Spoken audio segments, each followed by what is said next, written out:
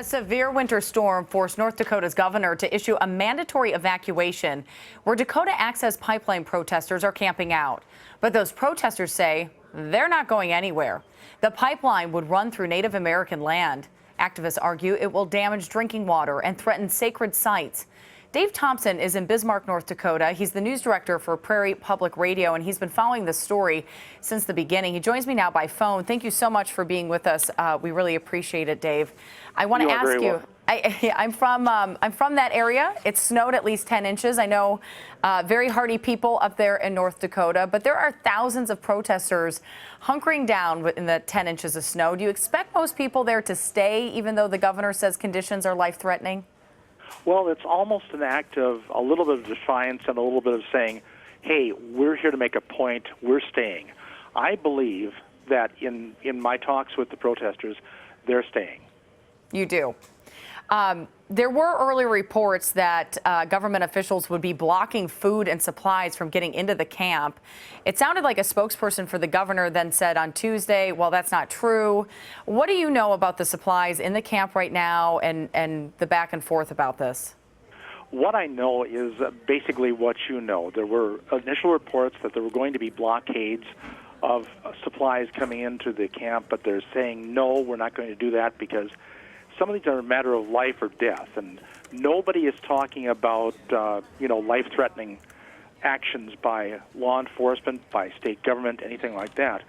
What complicates the matter is the Corps has also asked the protesters to get off that land because where this one camp is on Corps land. It's actually north of the Standing Rock Tribal Reservation, and the Corps owns the land.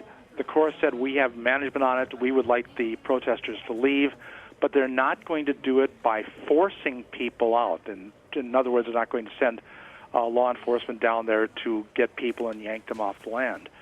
So it's kind of going to, I think, evolve over the next several days to see how this is actually going to play out. Some of the protesters will probably leave, but a number of them have expressed that they're going to stay here until the job is done. You know, I know they could be charged with trespassing, as you said, but it sounds like the majority of people want to stay to see this thing through. The governor wants protesters out by that deadline of December the 5th. In doing some research, it looks like as many as 2,000 unarmed veterans, though, planning on going to Standing Rock Sioux Reservation to stand between police and the indigenous people. Do you think we can expect a confrontation here? I know everybody wants it to remain peaceful at this point, but, I think you should talk to the fact this has been going on months and months and seems, Dave, in some ways, some days to escalate, some days remain peaceful. But what do we think is going to happen as we get closer to December 5th?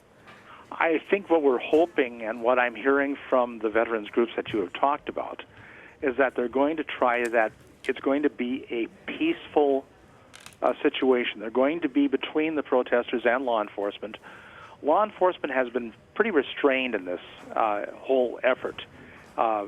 They have not come in and, been real forceful, but they do respond when provoked. And, we've got a small group of protesters who are not Standing Rock Sioux, who are kind of egging things on from that sense, and they provoke things, and that's what has caused the confrontations at times. Yeah, it's been fascinating to watch. There's really no end here. We'll have to see what happens December 5th. Dave Thompson in North Dakota, thank you so much.